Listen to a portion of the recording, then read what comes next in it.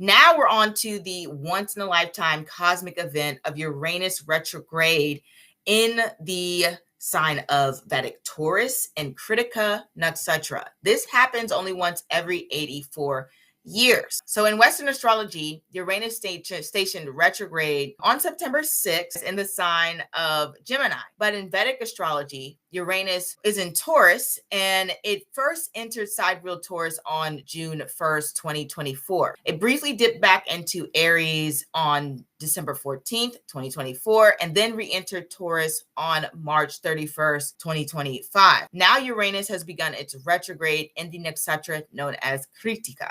Now, let's zoom out to Uranus retrograde in Krittika from November 13th, 1942 to February 9th, 1943.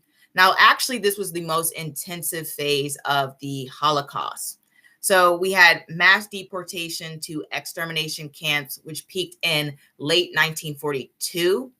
And the Warsaw ghettos saw starvation and disease. I think we all know this when it comes to the Holocaust and just how devastating it was. Families across Europe lived in fear of sudden deportation, with entire communities vanishing overnight. In the US, coffee and gasoline were rationed. Families endured empty pantries, long queues, and the emotional weight of loved ones overseas. Now, for African Americans, this was a paradoxical period.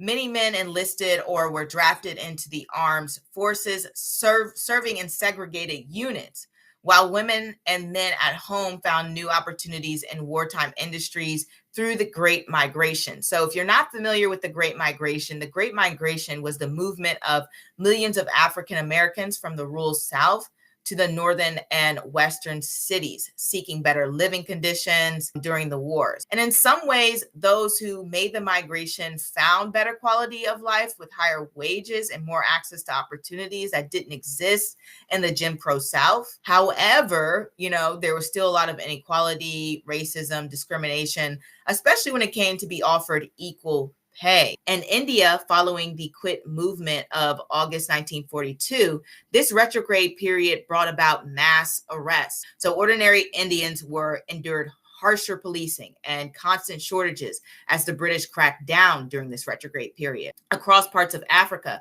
families felt the absence of men drafted into the labor and combat, while women shouldered heavy loads at